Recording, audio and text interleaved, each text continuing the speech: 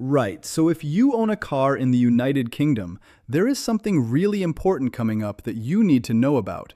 And honestly, not enough people are talking about it yet.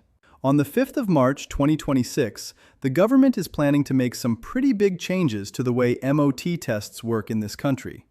Now, whether you drive a little city car, a big family SUV, or even a van for your business, this is going to affect you in one way or another, so it is well worth paying attention now rather than getting caught out later.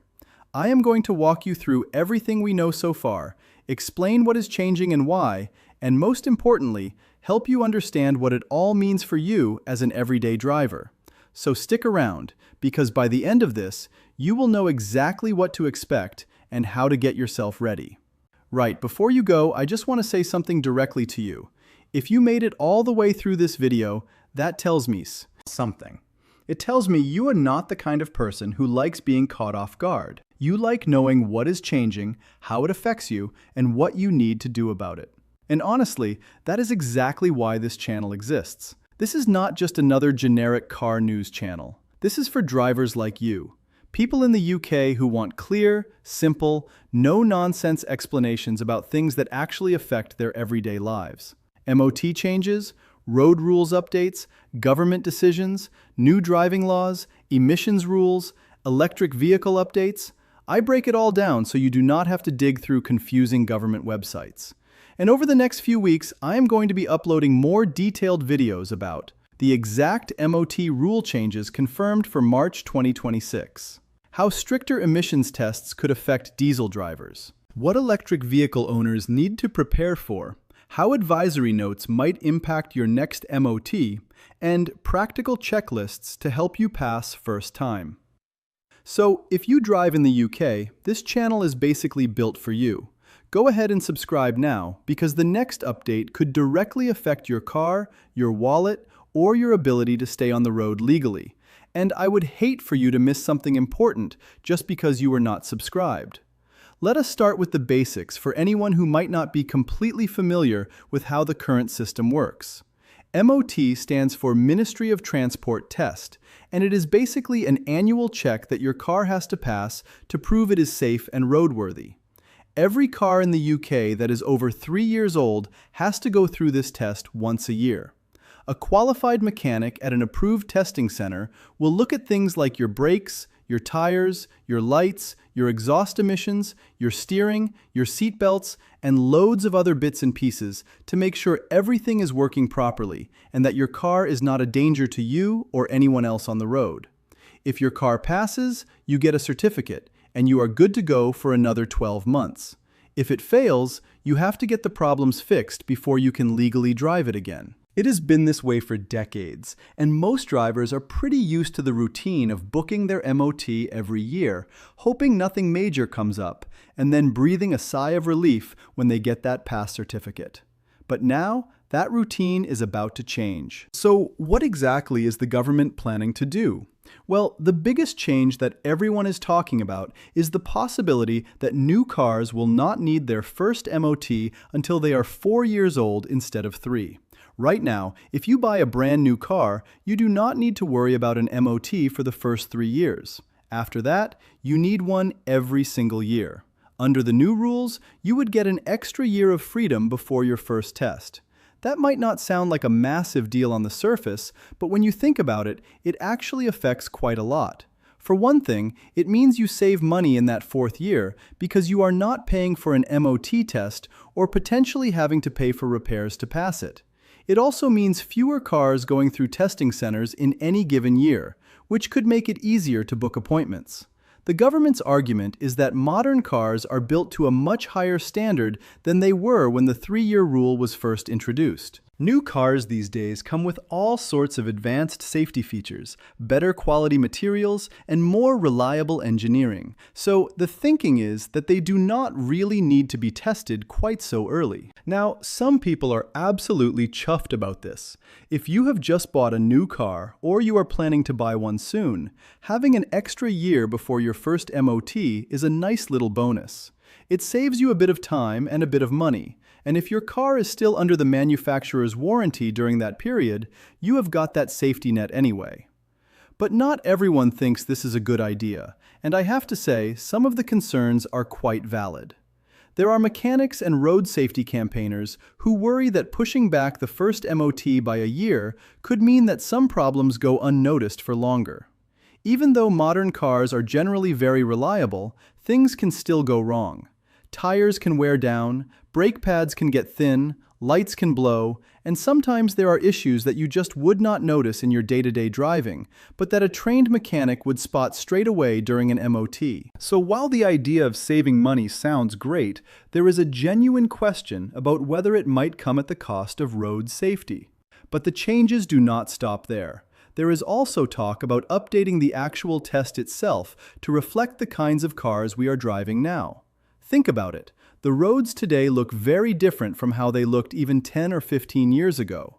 We have got electric cars, hybrid cars, cars with all sorts of electronic driver assistance systems, and the MOT test needs to keep up with all of that. At the moment, the test is still very much designed around traditional petrol and diesel cars. It checks things like exhaust emissions, which obviously makes sense for a car with a combustion engine, but does not really apply in the same way to a fully electric vehicle. So part of the shakeup is about making the MOT fit for purpose in a world where more and more people are driving electric or hybrid cars. For electric car owners, this is actually quite interesting. If you drive an electric vehicle, you might be wondering what an MOT even looks like for your car, since there is no exhaust to test and no engine oil to worry about. Well, the government wants to bring in specific checks that are relevant to electric vehicles. That could include things like checking the condition of high-voltage cables, making sure the battery is secure and not showing any signs of damage, and testing the regenerative braking system to make sure it is working as it should.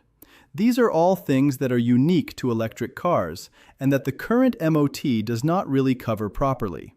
So in a way, this is the test catching up with the technology, and that is probably a good thing for everyone's safety. There is also the environmental side of things to consider. The government has been pushing hard to reduce emissions and improve air quality, and the MOT test is one of the tools they use to do that. For petrol and diesel cars, the emissions test during an MOT makes sure your car is not pumping out more pollution than it should be. There is talk that these emissions standards could be tightened as part of the changes, which means older cars with higher emissions might find it harder to pass. If you drive an older diesel car in particular, this is something to keep an eye on, because the rules around diesel emissions have been getting stricter for years, and this could be another step in that direction. It does not mean your car will automatically fail, but it does mean you might need to make sure your engine is running as cleanly as possible before you take it in for its test. Another thing that might change is the way advisory notices are handled.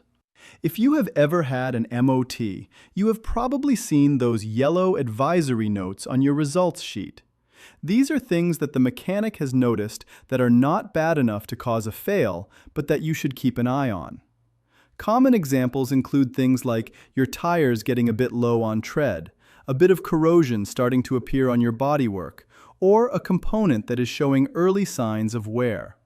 At the moment, advisories are just that, advice. You do not have to do anything about them, and plenty of people just ignore them until the next MOT. But there is talk about giving advisories more weight in the new system, perhaps requiring that certain advisories from one year are addressed before the next test, or even introducing a follow-up check for more serious advisories. The idea is to stop small problems from turning into big, dangerous ones because people just ignored the warning. Now, let us talk about what this means for your wallet, because at the end of the day, that is what a lot of people care about most. The current maximum fee for an MOT test on a car is just under £55, although many garages charge less than that to attract customers. There has not been any official word on whether the fee itself will change as part of the shakeup, but if the test becomes more comprehensive, especially with new checks for electric vehicles and stricter emissions testing, it would not be surprising if the cost went up a little. On the other hand, if your new car does not need its first MOT until it is 4 years old, you are saving the cost of one test over the life of the car, so it might balance out in the end. Either way, it is worth factoring this into your budget, especially if you own multiple vehicles or run a business with a fleet of cars and vans. There is also the question of how this will affect garages and testing centers. MOT testing is a big part of the business for a lot of independent garages and mechanics up and down the country. If fewer cars need testing in any given year because of the extended first test period, that could mean less work and less income for those businesses. Some garage owners have already raised concerns about this, and it is a fair point. These are often small, local businesses that rely on MOT work to keep the lights on, and any change that reduces the number of tests they carry out is going to hit them in the pocket. The government will need to think carefully about how to support these businesses through the transition, because we all depend on having a good local garage that we trust to look after our cars. Let us also think about what this means for used car buyers. If the first MOT is pushed back to 4 years, that means a car could be up to 4 years old before it has ever been independently checked for safety. If you are buying a used car that is, say, 3.5 years old, under the new rules, it might not have had an MOT yet, so you would have less information about its condition compared to the current system where it would have already had at least one test. This makes it even more important to do your homework when buying a used car. Getting an independent inspection before you buy, checking the service history, and giving the car a thorough test drive are all things you should be doing anyway, but they become even more crucial if the car has never been through an MOT. I should also mention that these changes are not just coming out of nowhere. The government has been reviewing the MOT system for a while now, and they have looked at how other countries handle vehicle testing. In some European countries, new cars do not need their first test until they are 4 or even 5 years old, and some countries only require testing every 2 years rather than every year. The UK government has been looking at these examples and asking whether we could do something similar here. Of course, every country is different, and what works in one place might not work in another. But it does show that the idea of less frequent testing is not as radical as it might first sound. That said, the UK has some of the safest roads in the world, and many people would argue that our rigorous annual MOT testing is one of the reasons for that, so any changes need to be handled very carefully. So what should you actually do to get ready for these changes? Well, the first and most important thing is to stay informed. The 5th of March 2026 is the date to keep in mind, but details could still change between now and then as the government finalizes everything and listens to feedback from the industry and the public.